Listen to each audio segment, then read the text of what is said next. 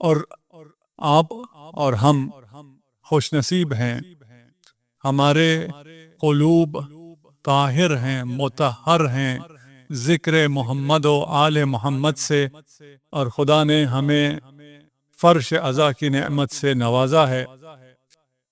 یقیناً یہ دل جو انتہائی مشکل میں رہتا ہے، بہت سے سوالات بھی کرتا ہے، بہت سی پریشانیاں بھی لے کے آتا ہے، اتنی آسانی سے مانتا بھی نہیں ہے۔ مسئلہ دل پر کسی کا بھی زور نہیں چلتا، حتیٰ ہمارا اپنا زور بھی نہیں چلتا۔ دل کو مجبور نہیں کیا جا سکتا، خدا نے بھی آپ کے دل پر جبر نہیں کیا ہے۔ خدا اگر چاہتا تو آپ کے دل کو جبرن مومن کر سکتا تھا، لیکن خدا نے کہا میں نے ایسی چیز بنائی ہے جس پر میں جبر نہیں کروں گا، یہ خود سے میرے پاس آئے تو اس آنے کی قیمت ہے۔ یہ دلدار کا ہے، جائے دلدار است دل، نہ جائے اغیار است دل۔ یہ دل دلدار کا ہے، اغیار کا نہیں ہے۔ اغیار کے حملے ہیں، کل ہم نے عرض کیا تھا کہ اس دل کے دو کان ہیں، لہو اذنان، ایک پر فرشتہ بیٹھا ہے اور دوسرے پر شیطان بیٹھا ہے۔ شیطان وسپر کرے گا، شیطان بھی اپنی کوشش کرے گا، دل میں بہت سے وسوسے بھی آئیں گے۔ ان وسوسوں کا علاج کیا ہے؟ ان سے ہم نے مقابلہ کیسے کرنا ہے؟ اس دل کو ہم نے سکون اور قرار کیسے دینا ہے؟ صلوات پڑھیے محمد و آل محمد۔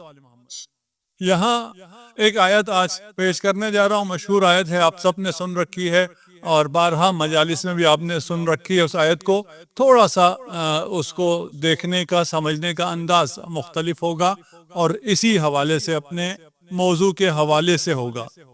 اگر کوئی بھی مشکل دل میں پیش آ رہی ہے تو دلدار سے ہی بات کرو۔ یہ نہیں ہے، دلدار یہ نہیں کہہ رہا کہ میں تمہارے دل میں کوئی مشکل آئے گی نہیں، کوئی شبہ آئے گا نہیں، کوئی بات پیدا نہیں ہوگی۔ اگر ہو جائے تو کیا کرو؟ خود مجھ سے بات کر لو، خود خدا سے کلام کرو۔ یہ دل خدا کا ہے، اس دل کو خدا سے متصل کرنے کے لیے ہم یہاں جمع ہیں، ہمارا اور کوئی کام نہیں ہے۔ ہمارا تمام باتوں کا خلاصہ صرف اتنا سا ایک ہی جملہ ہے کہ یہ دل خدا کا ہے اور ہم نے اس دل کو خدا کا کرنا ہے، خدا سے متصل کرنا ہے۔ اس دل میں ہم نے خدا کی محبت کو بسانا ہے۔ میں اپنی بات کر رہا ہوں، آپ لوگوں کے دلوں میں ہے خدا کی محبت انشاءاللہ۔ ہم نے حب اللہ کو پیدا کرنا ہے، حب اللہ کو مزید معجزن کرنا ہے۔ جتنا بھی ہے، جس بھی اسٹیج پر ہیں، اس اسٹیج سے ہم نے آگے جانا ہے۔ اس راستے میں جب رکاوٹیں آئیں تو کیا کریں؟ کہاں جائیں؟ خود خدا کے پاس جاؤ۔ کس سے بات کریں؟ خود خدا سے بات کرو۔ خدا سے کیسے کہیں کہ مجھے شک ہو رہا ہے، میرے دل میں تیرے متعلق کچھ اور خیالات آ رہے ہیں، میں خود خدا سے تو نہیں کر سکتا۔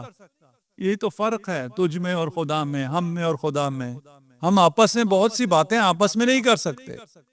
آپ سے اگر کچھ ہو گیا ہو، میں آپ کے بارے میں مجھے کوئی خیالات آ رہے ہوں، میں آپ سے پوچھ نہیں سکتا۔ آپ سے پوچھوں گا آپ ناراض ہو جائیں گے، آپ جواب ہی نہیں دیں گے۔ لیکن خدا ارحم الراحمین ہے۔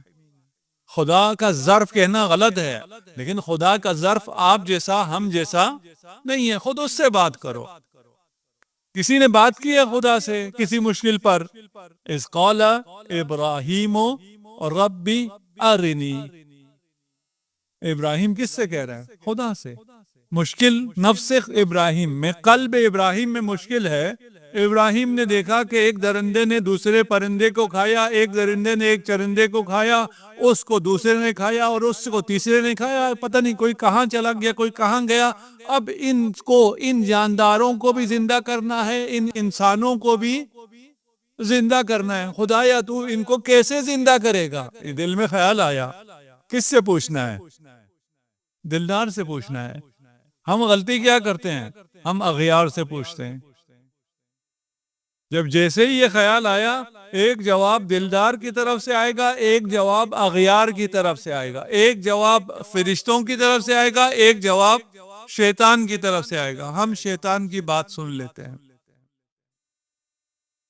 شیطان جو وسپر کرے گا، سرگوشی کرے گا، نجوا کرے گا، کچھ بولے گا، آپ کہیں اس نے کچھ کہا ہی نہیں ہے، ایسے کریں۔ دیکھیں، آپ بھی جانتے ہیں ان لوگوں کو جن کو آپ امر بالمعروف کرتے ہیں، اچھائی کا کہتے ہیں، نماز پڑھنے کا کہتے ہیں، حجاب کا کہتے ہیں، ظلم نہ کرنے کا کہتے ہیں، رشوت نہ لینے کا کہتے ہیں، وہ کیا کرتے ہیں؟ وہ ایسے کرتے ہیں جیسے آپ نے کہا ہی نہیں۔ آپ کی باتوں کا مقابلہ وہ اسی طرح کرتے ہیں جیسے کسی نے ان سے کچھ کہا ہی نہیں ہے۔ آپ بھی شیطان کے ساتھ ایسے ہی کریں جیسے شیطان نے کچھ کہا ہی نہیں ہے۔ پھر کس سے کہنا ہے، کس سے بات کرنی ہے؟ دلدار سے بات